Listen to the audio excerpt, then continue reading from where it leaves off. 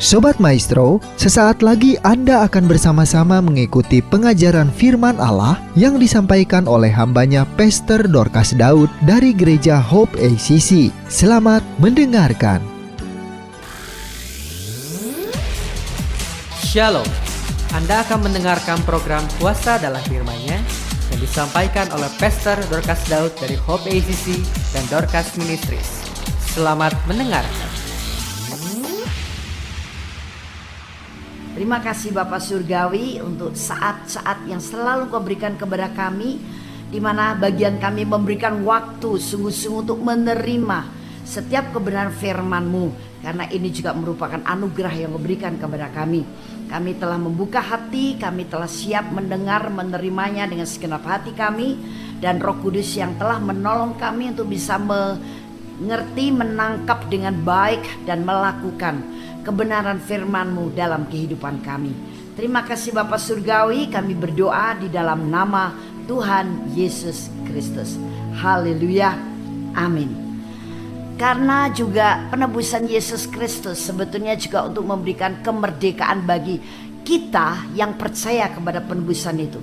Dan kemerdekaan yang diberikan oleh Yesus sebetulnya bukan setengah-setengah, tapi total dan sempurna. Dia menebus kita, membayar lunas hidup kita, supaya kita sekarang kembali menikmati kasih karunia anugerah Allah Bapa Surgawi dengan sepenuhnya. Tapi banyak kali orang Kristen belum merasa mengalami anugerah dari Allah Bapa sepenuhnya. Mengapa? Ada beberapa poin yang harus kita ketahui. Tapi poin pertama yang akan saya bagikan di minggu pertama ini adalah bahwa kemerdekaan itu mutlak kita alami sejak kita percaya kepada penebusan Yesus Kristus. Dan kemerdekaan ini total dan sempurna, artinya untuk roh kita, untuk jiwa kita, dan tubuh kita. Bagaimana roh kita akan menjadi roh yang kuat dan mengenal Tuhan dengan benar. Bagaimana jiwa kita juga jiwa yang bersih, jiwa yang kuat, bukan lagi menjadi gudang sampah-sampah, sakit hati, kecewa, amarah, pahit hati, iri hati, dan sebagainya. Tetapi jiwa yang akhirnya menjadi jiwa yang kuat, teguh, dan jiwa yang dipenuhi oleh kasih Allah yang luar biasa. Tubuh kita juga betul-betul mengalami kemerdekaan, menjadi tubuh yang kuat, tubuh yang sehat. Jadi kalau saya ringkas, roh, jiwa, tubuh kita yang Allah kehendaki Allah adalah kedapatan sempurna, tak bercacat celah dan sehat. Tapi kita juga perlu merenungkan kembali bahwa kita sebagai umat Allah, apakah betul-betul dalam kehidupan ini sudah menjalani kehidupan yang merdeka? Atau masih ada beberapa ikatan yang menjerat pikiran kita, yang membelenggu jiwa kita, yang menghambat roh kita, bahkan mungkin mengikat tubuh kita.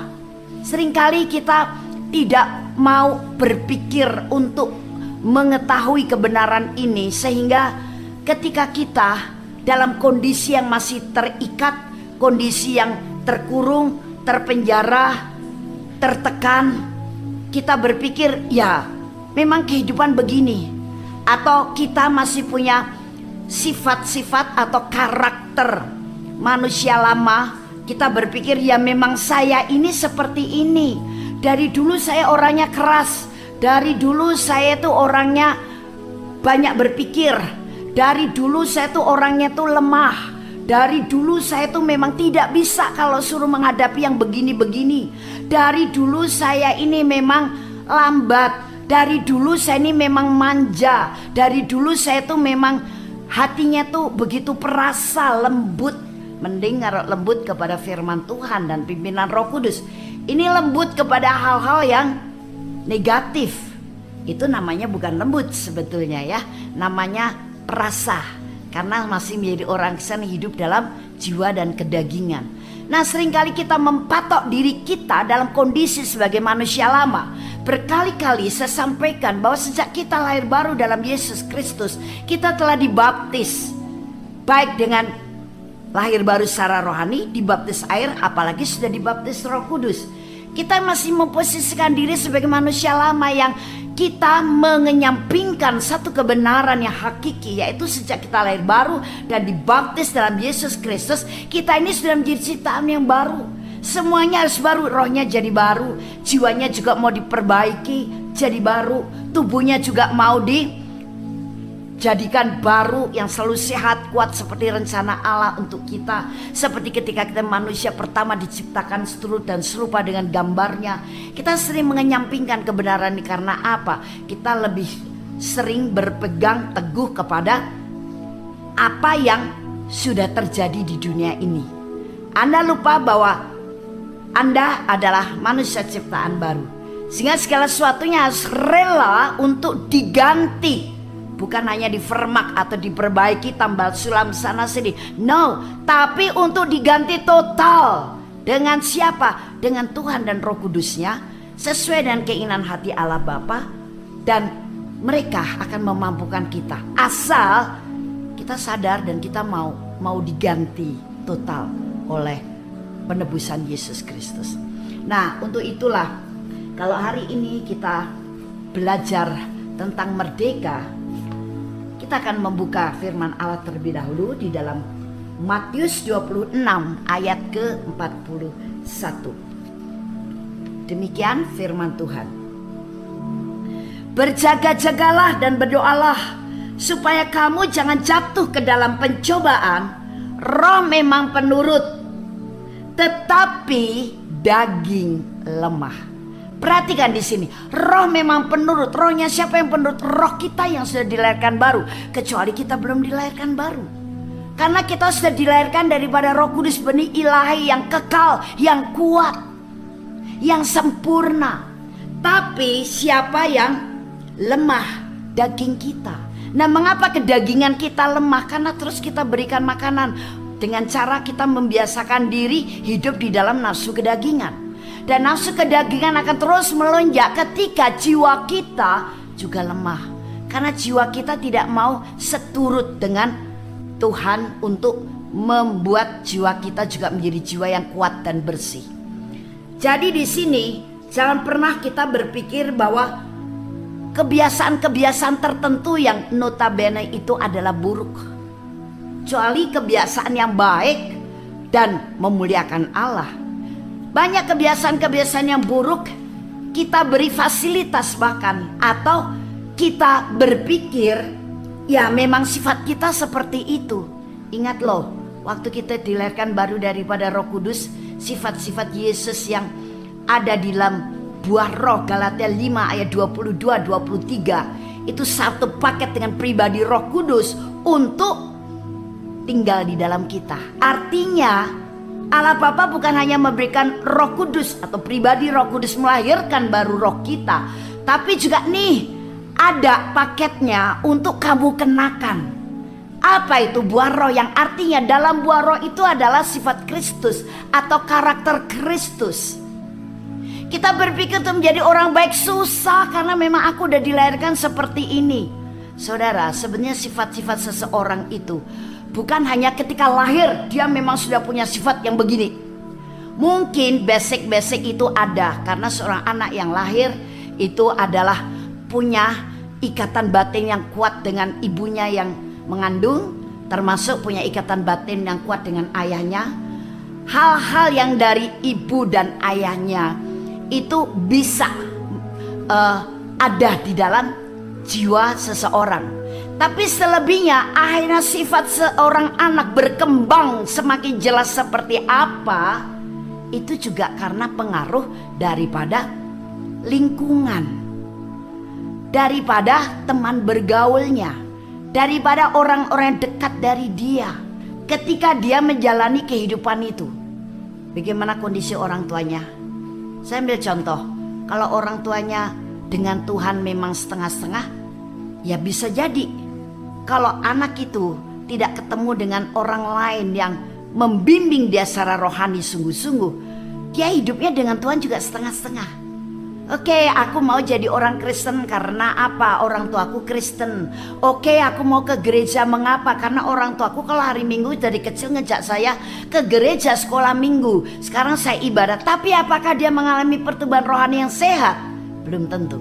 Karena apa? Orang tuanya saja juga dengan Tuhan setengah-setengah, tidak sepenuhnya. Banyak hal firman yang mungkin juga diketahui oleh anak ini juga dilanggar oleh orang tuanya. Jadi si anak juga akan berpikir, mama papa saya saja yang Kristen melanggar firman ini biasa saja. Ya oke, kalau begitu biasa. Teman bergaul dari hubungan yang dekat sehingga sering bergaul akan terjadi transfer spirit dan bisa mengubah kebiasaan kita. Itu sebabnya Paulus berkata, jangan sesat. Pergaulan yang buruk bisa merusak kebiasaan yang baik. Soal transfer ini jelas bisa terjadi dan mudah loh. Mengapa? Karena alam roh itu begitu tertib. Artinya kalau sudah ada sesuatu seperti ini dan membuka celah untuk kami bisa melakukannya, langsung alam roh melakukannya, termasuk mentransfer. Nah, itu sebabnya kita tidak bisa berpikir bahwa tapi memang aku dari dulu seperti no.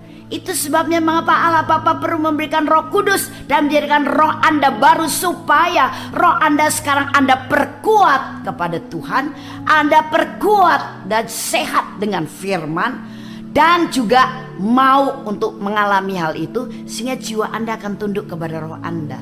Sehingga semua hal-hal yang Anda pikir itulah sifat orisinil Anda itu gone, diganti dengan sifat yang baru, karakter Kristus. Nah, di sini kita harus menyadari sehingga tidak ada hal yang tidak bisa dirubah oleh Tuhan, tidak ada hal yang tidak bisa diperbaiki oleh Tuhan, apalagi tidak ada hal dalam hidup kita termasuk diri kita itu dibaharui betul-betul oleh Tuhan. Yang jelek dibuang, yang baru diberikan. Yang rusak dibuang, sekarang bukan hanya diperbaikan, ganti total. Tuhan berkuasa untuk itu. Itu sebabnya dalam kehidupan kekristenan kita akhirnya menjadi orang yang betul-betul punya jiwa dan tubuh yang mau mengikuti kehendak roh. Karena kehendak roh itu akan membawa kita pasti pada jalurnya Tuhan. Baik dalam cara berpikir kita, sikap hati kita, tutur bahasa kita, dan juga kehidupan sehari-hari. Pasti kita akan terkendali oleh pimpinan roh. Nah, dalam tema ini, bagaimana jiwa dan tubuh kita juga mengalami kemerdekaan seperti roh yang sudah dilahirkan baru, sehingga kita sekarang betul-betul merdeka. Yohanes 8 ayat 36. Kita baca. Jadi apabila anak itu memerdekakan kamu, kamu pun benar-benar merdeka. Wow, saya senang sekali dengan ayat ini. Tanpa menyampingkan ayat yang lain, saya juga senang. Karena setiap firman itu ada kepastian yang tidak perlu kita ragukan lagi. Sama dengan ayat ini dikatakan, kalau anak dalam huruf besar itu memerdekakan kamu, kamu pun benar-benar merdeka. Harusnya kita sebagai orang Kristen tidak usah mengingat berapa usia kekristenan kita, tapi sejak kita lahir baru sudah mulai terlihat perubahan. Termasuk kebiasaan-kebiasaan yang salah yang Anda pikir memang Anda seperti itu.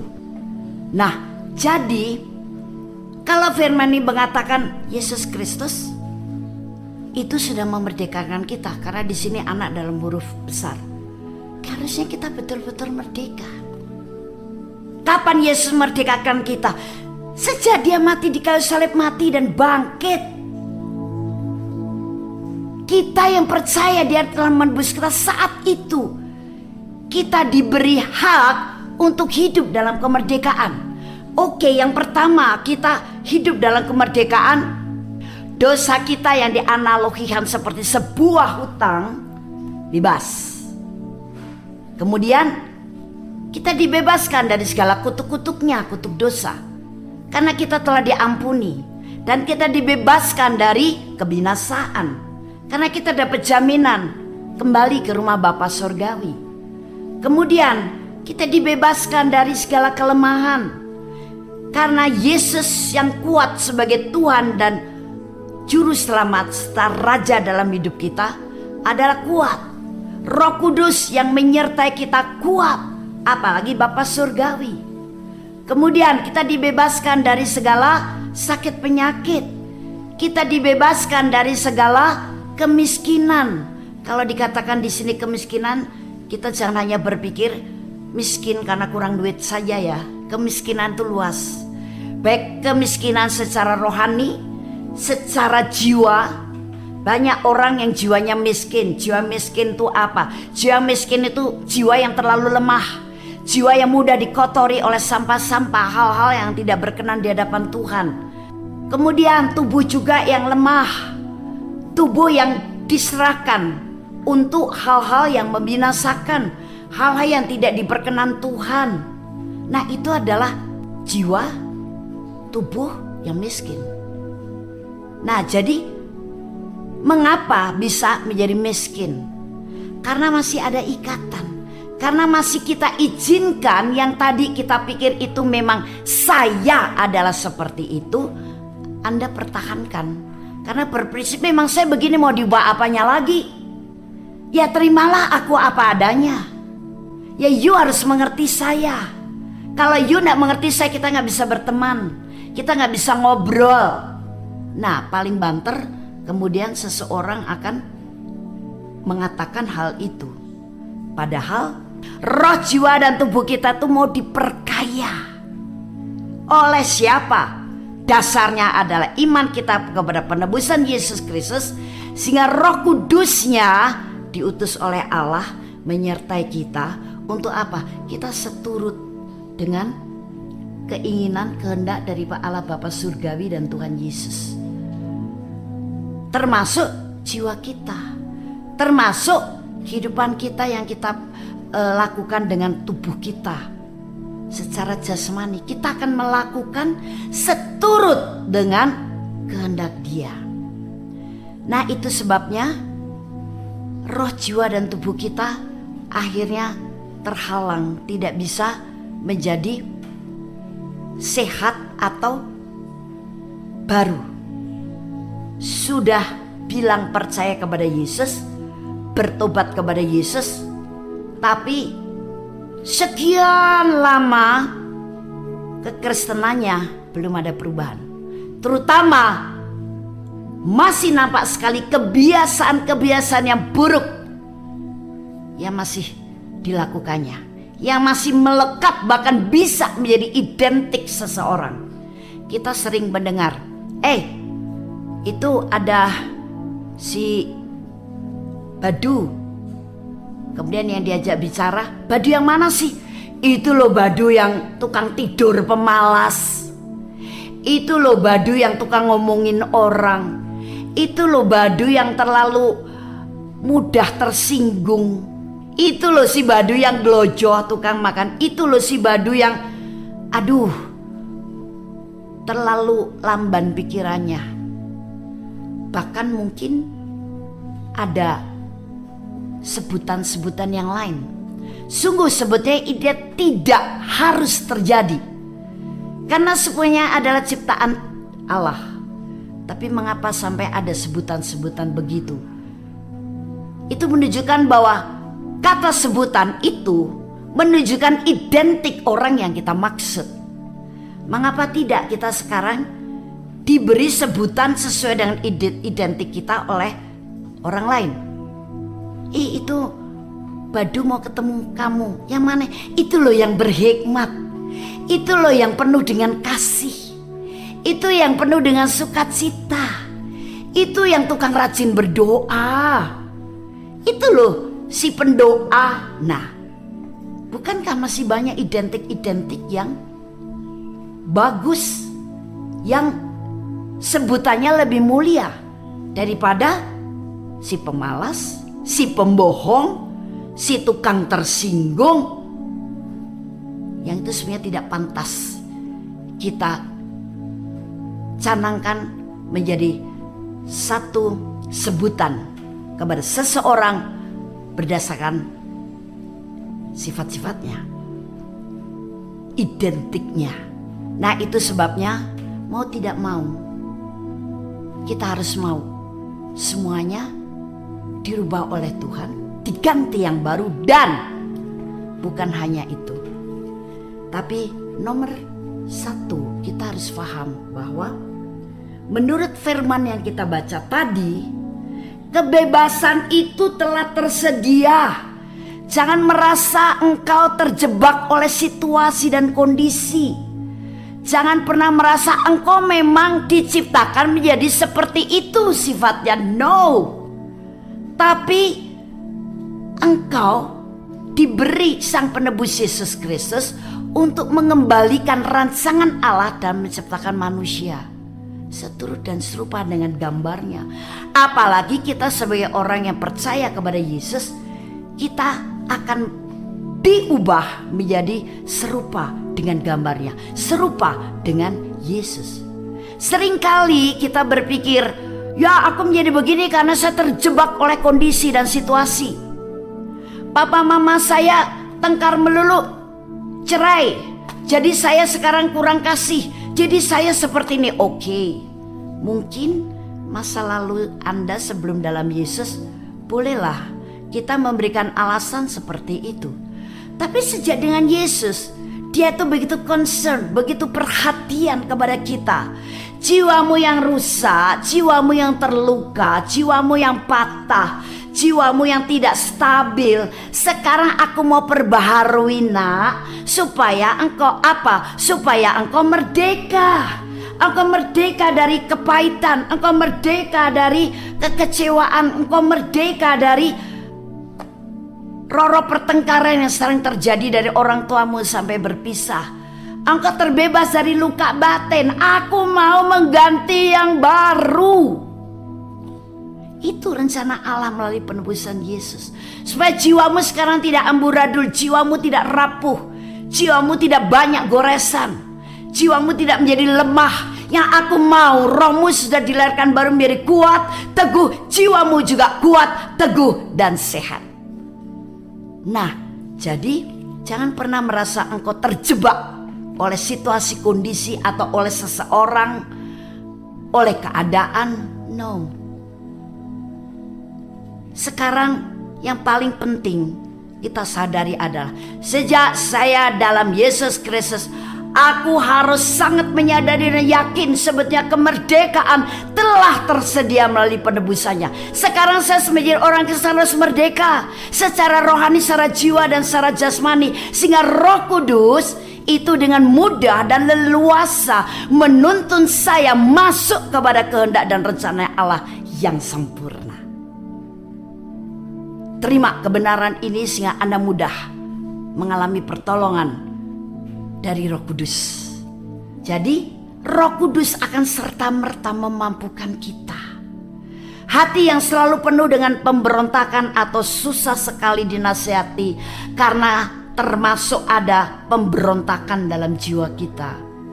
Roh Kudus dengan kasih-Nya dan dengan kekuatan kuasa-Nya akan memimpin, dan hati kita akan dilembutkannya. Untuk apa? Untuk mampu melakukannya. Kerjasamalah dengan Roh Kudus. Dia begitu senang untuk kita ajak kerjasama. Bahkan Roh Kudus begitu royal akan menuntun kita sesuai dengan apa yang diinginkan oleh Allah, sesuai dengan kriteria ketentuan daripada Allah. Itu jelas. Roh Kudus tidak akan pernah menjerumuskan kita, dan pimpinan tuntunannya tidak akan membuat kita semakin buruk atau keluar dari kebenaran, tapi akan membuat kita semakin indah, semakin elok, semakin menyenangkan. Akan terlihat semakin nyata bahwa kita orang yang sudah dimerdekakan dalam Yesus, termasuk sudah merdeka dari kebiasaan buruk yang lama. Jadi bisakah kita sekarang berganti menjadi seseorang yang dulu punya kebiasaan buruk? Kebiasaan buruk yang ada dalam diri kita, kita masing-masing tahu. Dan sekarang kita yang di dalam Yesus sebagai orang Kristen, kita sekarang sudah bebas dari kebiasaan buruk. Semua kebiasaan kita menjadi kemuliaan bagi Tuhan. Semua kebiasaan kita menjadi cerminan bahwa begini kehidupan orang yang mengenal Allah. Begini orang yang mengenal Allah sudah dimerdekakan dari kebiasaan atau sifat-sifat yang buruk. Karena kami adalah manusia baru di dalam Yesus.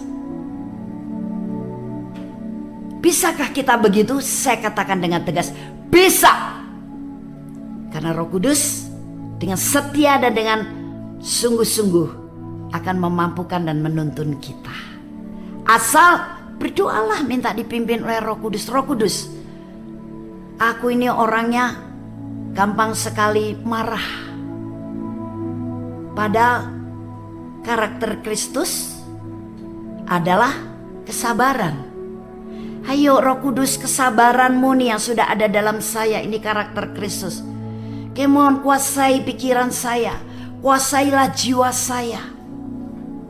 Mampukan saya untuk menjadi orang yang sabar. Roh Kudus, orang bilang saya ini pelit. Padahal karakter Kristus, kebiasaan Kristus adalah murah hati, kemurahan. Aku mau menjadi orang murah hati. Sekarang mampukan hati saya jadi sangat murah. Saya tidak mau menjadi orang yang disebut pelit, tapi saya mau orang melihat bahwa saya adalah orang yang murah hati. Saya bukan seorang pendendam, mudah mengampuni. Saya bukan orang yang pelit, mudah memberikan kasih dan menabur, memberi sesuatu. Saya mudah menjadi orang yang dipakai oleh Tuhan waktu saya untuk menjadi saluran berkat bagi orang lain, menolong orang lain. Karena saya bukan orang yang pelit waktu. Ketika kita berprinsip dan kita bertekad seperti itu, kita berdoa, berbicara kepada Roh Kudus seperti itu, Roh Kudus dengan senang hati Dia akan membimbing dan memampukan kita melakukannya. Untuk kita bisa mengalami kemerdekaan, terutama merdeka dari kebiasaan buruk, adalah berdoalah, minta pimpinan daripada Roh Kudus dan minta dimampukan oleh Roh Kudus. Dan bagian cara-caranya untuk kita betul-betul mengalami kemerdekaan yang sudah diberikan melalui penebusan Yesus Kristus, terutama kemerdekaan dari kebiasaan-kebiasaan yang buruk. Karena kita mempunyai banyak saksi bagaikan awan yang mengelilingi kita, marilah kita menanggalkan semua beban dan dosa yang begitu merintangi kita dan berlomba dengan tekun dalam perlombaan yang diwajibkan bagi kita. Nah, dari ayat ini kita harus tahu dan sadar bahwa kita berada dalam jalur perlombaan, dan firman mengatakan berlombalah dengan baik. Jadi bagaimana kita betul-betul sekarang hidup dengan bebas, merdeka dari kebiasaan-kebiasaan buruk yang tidak menyenangkan hati Tuhan, yang tidak sesuai dengan firman Tuhan, adalah dengan menjadi orang Kristen yang mengikuti perlombaan iman tapi dengan cara yang baik. Dan mengikuti perlombaan iman yang baik adalah dengan cara kita harus mencontoh Yesus sebagai pemimpin iman kita. Itu sebabnya di ayat kedua, ayat berikutnya dikatakan mata kita tertuju kepadanya, karena Dia sang komandan, pemimpin kita. Jangan kita mengikuti perlombaan iman dengan cara-cara kita sendiri, dengan mengikuti kemauan sendiri, dengan seadanya, dengan hal-hal yang justru malah bertentangan dengan firman atau tidak sesuai firman. Bukan. Tapi mari kita jadikan Yesus menjadi teladan kita, pokok pandangan kita, pokok tujuan kita, pokok idola kita, contoh kita. Bagaimana Yesus dalam menjalankan imannya adalah iman yang baik sehingga Allah meninggikan Dia. Dan semua yang dikerjakannya adalah pekerjaan yang memuliakan Allah Bapa. Seorang pelomba yang baik, dia akan mengikuti peraturan-peraturan yang ada. Dan peraturan-peraturan dalam mengikuti perlombaan iman ini di mana? Contohnya Yesus, dan kita bisa belajar dari firman-Nya. Jangan mengeraskan hati dengan firman Tuhan. Jangan merasa sudah tahu semua firman Tuhan. Kalau firman itu belum engkau lakukan dalam kehidupannya, namanya engkau belum mengenal firman Tuhan. Jangan menjadi sombong rohani karena sudah sekian puluh tahun menjadi orang Kristen dan merasa sudah benar. Itu sombong. Tapi baiklah setiap kali kita cocokkan cara berpikir kita, sikap hati kita, tingkah laku kita, perbuatan kita, perkataan kita, sikap hidup kita dengan firman. Setiap firman serap dengan baik. Dan seperti minggu lalu saya katakan, berdoalah minta untuk Roh Kudus memampukan Anda menjalankan firman itu sehingga terjadilah pergantian hidup dari kebiasaan buruk yang lama sekarang hidup dengan kebiasaan ilahi. Kebiasaan yang baik, yang indah, yang elok, yang menyenangkan hati Tuhan dan menjadi berkat bagi orang lain. Itu sebabnya ikutilah pertarungan iman atau perlombaan iman dengan baik. Jangan mencoba untuk melanggar aturan main yang ada. Karena kalau kita melanggar atau tidak mengikuti aturan yang ada, jelas kemenangan itu sudah batal. Seorang wasit juga akan membatalkan Anda untuk masuk dalam nominasi kemenangan ketika sudah gagal untuk mentaati peraturan. Padahal dalam perlombaan iman ini sebenarnya yang kita tuju adalah upah di depan sana, yaitu kemenangan. Tapi kemenangan itu bisa batal sebelum waktunya ketika kita melanggar peraturan. Sehingga prinsip yang benar adalah kalau kita mengikuti perlombaan iman dengan baik, kita tidak akan pernah mengarahkan pandangan kita kepada cara-cara lain selain mengikuti cara-cara Yesus yang tertulis dalam firman-Nya, dan kita tidak mengikuti cara-cara di luar itu. Kita tidak mengarahkan pandangan kita, bahkan mencontoh atau terpengaruh dengan cara-cara yang lain. Tapi kita akan mencontoh dan mau terpengaruh dengan cara-cara yang elegan, mulia, yaitu cara-cara yang tertulis dalam firman, itu juga yang ada di dalam Yesus. Ketika kita melakukan perlombaan iman dengan cara yang baik, maka dengan leluasa Roh Kudus akan memampukan kita.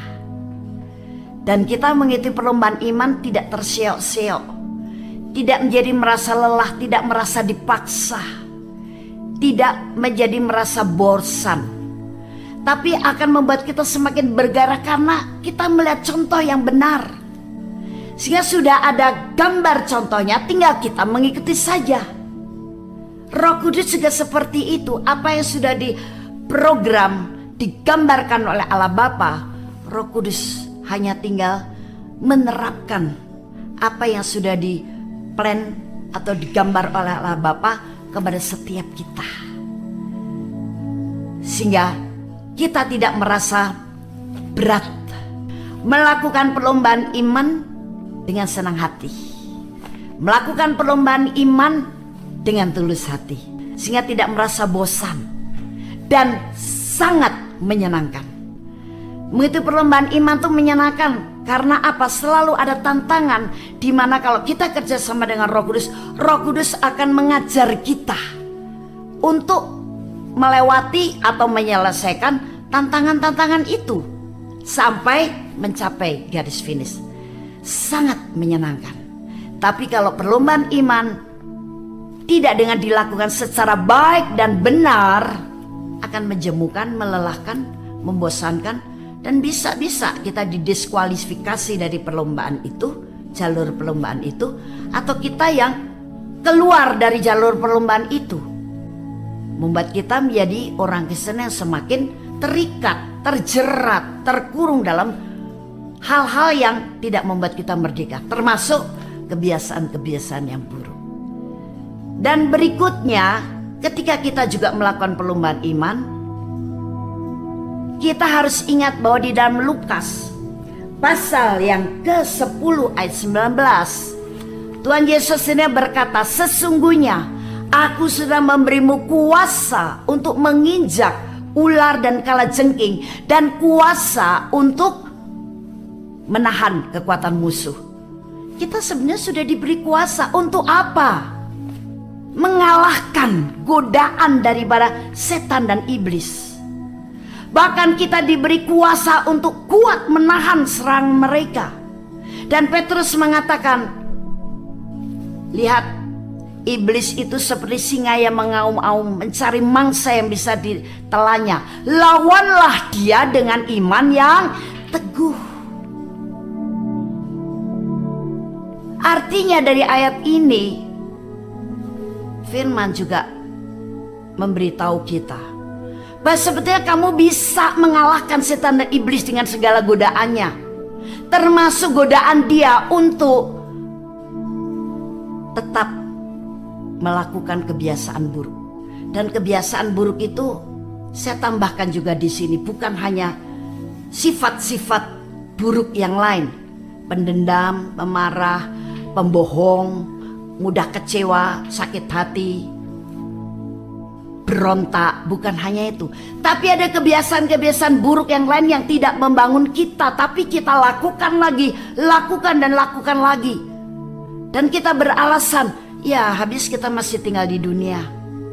Wah, saya tidak bisa melepaskannya. Satu ini, yang lain boleh saya terlepas, saya mau, tapi yang satu ini tidak bisa. Ada kebiasaan buruk yang lain. Senang, malas-malas, bermalas-malasan. Ikatan-ikatan yang lain menjadi pecandu rokok yang luar biasa. Alkohol, minuman keras, atau obat-obatan terlarang. Dan kita berpikir di zaman sekarang kita nggak sanggup mengarungi arus dunia ini kalau tidak mengikuti zaman. Tapi zaman apa dulu yang kita ikuti? Jangan zaman edannya, tapi kita ikuti zaman kerajaan Allah. Apa zaman kerajaan Allah? Zaman kerajaan Allah selalu membawa kita kepada kebaikan. Lebih baik menjadi lebih baik, sangat baik sampai sempurna. Zaman kerajaan Allah selalu membimbing kita kepada kebenaran. Dan kebenaran itu membuat kita mengalami kemerdekaan, bukan terbelenggu oleh hal-hal dari duniawi, godaan-godaan dari setan. Jangan kita suka membela diri dan membenarkan diri sendiri.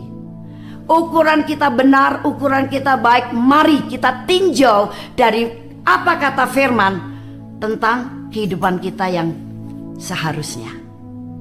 Itu menjadi tolak ukur. Jangan omongan orang misalkan bilang, oh engkau ibu yang baik sekali. Ya mungkin dia berkata baik karena kita banyak memberi hal-hal sesuatu kepada dia, sehingga dia mau tidak mau akan berkata bahwa kita seorang yang baik. Tapi baik itu bukan dari ukuran omongan manusia. Biarlah pendapat manusia tentang kita itu hasil dari kenyataan bahwa standar hidup kita, pola hidup kita adalah firman Tuhan. Jadi yang menjadi tolak ukur kita baik dan tidak itu firman, bukan apa pendapat orang. Pendapat orang harus mengikuti karena dia melihat bahwa kita baiknya berasal dari firman, bukan karena dia sungkan dengan kita, dia sudah menjadi teman yang baik, dia menjaga perasaan kita sehingga dia memberikan pandangan atau pendapat tentang kita dengan alasan-alasan itu sehingga tidak jujur, tidak tulus. No. Nomor satu, biarlah pandangan Allah terhadap kita, karena kita hidup sesuai tidak dengan firman Tuhan. Karenanya firman itu yang menjadi kebenaran yang memerdekakan kita, dan ini menjadi hak kita karena Yesus sudah terlanjur menebus hidup kita. Jadi sekarang kalahkanlah musuhmu yang menggoda kita setiap kali. Ayo. Kamu harus bohong gak apa-apa. Bohong sedikit-sedikit. Ayo. Kamu harus sakit hati karena kamu dikatain begini, kamu diberi sikap begini. Ayo. Kamu gak usah berdoa. Kamu marah-marah aja. Kamu sakit hati, kecewa saja. Ya, wajar kalau kamu kecewa karena kamu menghadapi situasi begini. Itu godaan daripada setan dan iblis. Ingat, kita diberi kuasa bahkan untuk menginjak dia. Artinya menginjak dia itu, selain kita tidak membuka hati untuk godaan mereka, bahkan kita lawan, kita hadang dengan iman kita yang teguh.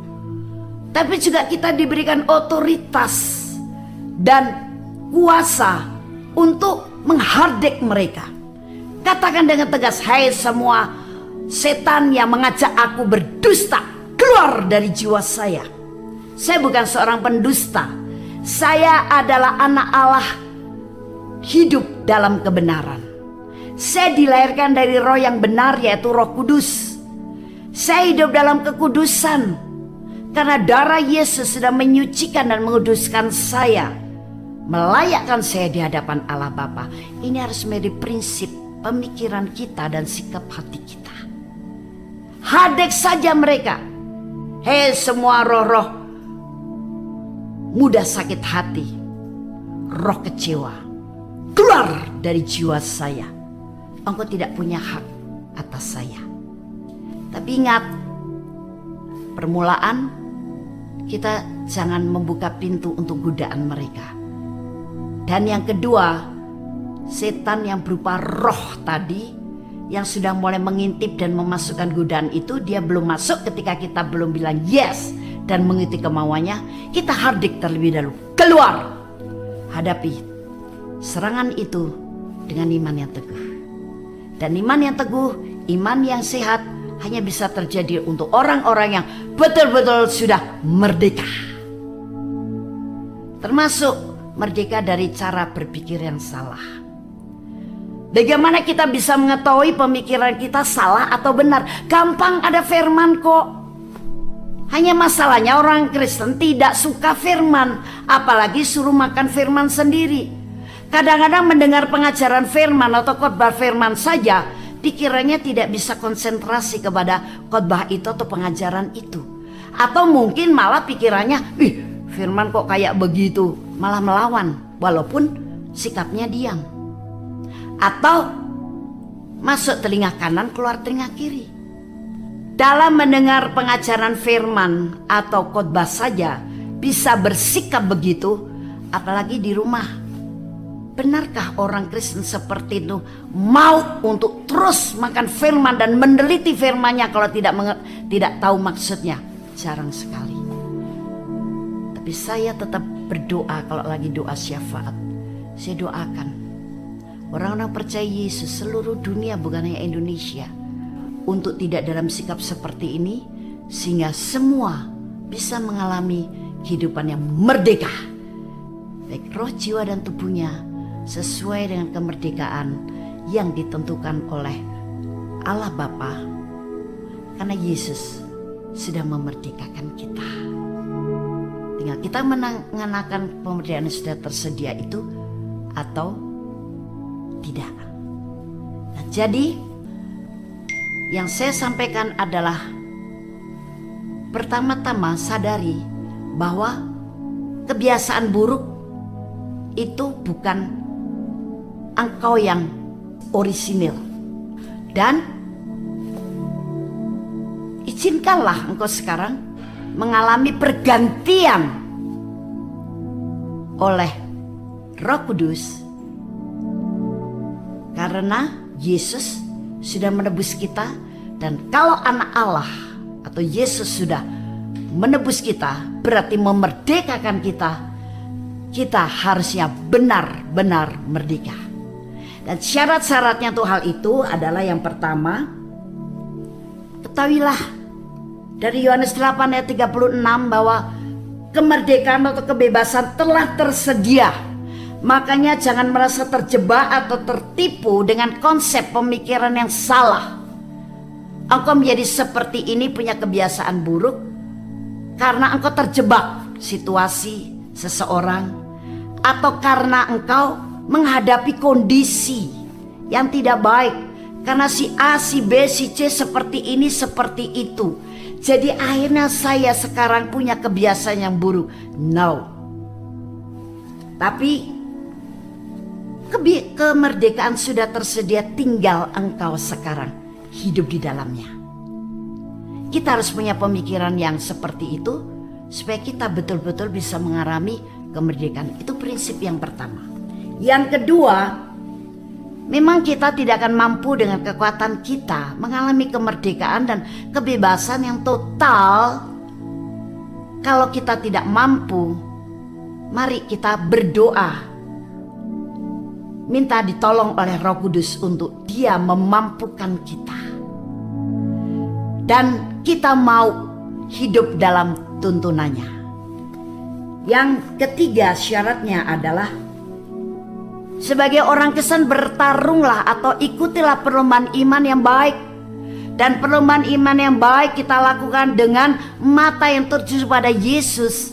Karena Dialah pemimpin iman kita, Dialah idealisme kita, Dialah menjadi contoh bagi kita. Dan syarat yang keempat atau cara yang keempat untuk kita betul-betul mengalami kemerdekaan dari kebiasaan yang buruk, yaitu kita telah diberi kuasa untuk menginjak ular dan kalajengking. Artinya kita diberi hak, otoritas, dan kuasa untuk mengalahkan mereka dengan iman yang teguh. Bagaimana mengalahkan mereka? Ketika mereka baru menggoda, jangan buka pintu. Itu sebabnya tolak ukur kita harus seperti apa yang dikatakan firman untuk diri kita. Bukan tolak ukur apa kata orang, apa kebiasaan orang di dunia, no, tapi firman Tuhan. Dan kita mengalahkan setan dan iblis selain menutup pintu rapat-rapat untuk godaan mereka, kuasa menginjak ular dan kalajengking itu mengharuskan kita untuk berani menghardik mereka. Usir setan atau roh yang membuat kita hidup dengan kebiasaan yang buruk itu di dalam nama Yesus. Kalau engkau pemarah, usir roh pemarah. Engkau pembohong, usir roh pembohong. Engkau punya kebiasaan berzina, usir roh perzinahan. Dan sesudah itu, hiduplah di dalam firman Tuhan dan menjadi pelaku firman yang setia dan taat dengan dipimpin oleh Roh Kudus. Engkau akan menikmati kehidupan yang merdeka, merdeka semerdeka-merdekanya. Haleluya. Jesus bless us. Haleluya. Amin. Haleluya. Kami percaya Anda pasti diberkati oleh firman Tuhan yang disampaikan oleh Pastor Dorcas Daud STH dari Hope ACC dan Dorcas Ministries. Dan bila Anda memiliki pertanyaan seputar kegiatan pelayanan kami, Anda dapat menghubungi kami di 08 222 703 0006. Sekali lagi di 08 222 703 0006. Sampai jumpa kembali. Tuhan Yesus memberkati.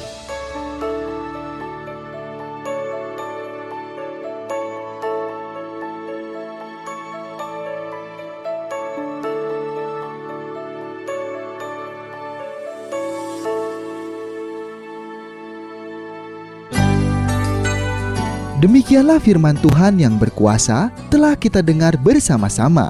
Dan kami percaya Anda sangat diberkati. Bagi yang membutuhkan pertumbuhan iman dan pelayanan lebih lanjut, Anda dapat menghubungi kami dan beribadah bersama dengan kami setiap hari Minggu di Gereja Hope ACC di ACC Center, Jalan Mekar Utama, nomor 31, lantai 3 Kompleks Mekarwangi, Bandung, pada jam 8.30. Ada kebaktian anak-anak pada jam yang sama. Ikuti juga Breakthrough Prayer setiap Jumat jam 18.30. Jika Anda membutuhkan dukungan doa, Anda dapat mengirimkan SMS ke nomor 0822 2703 0006. Tuhan memberkati.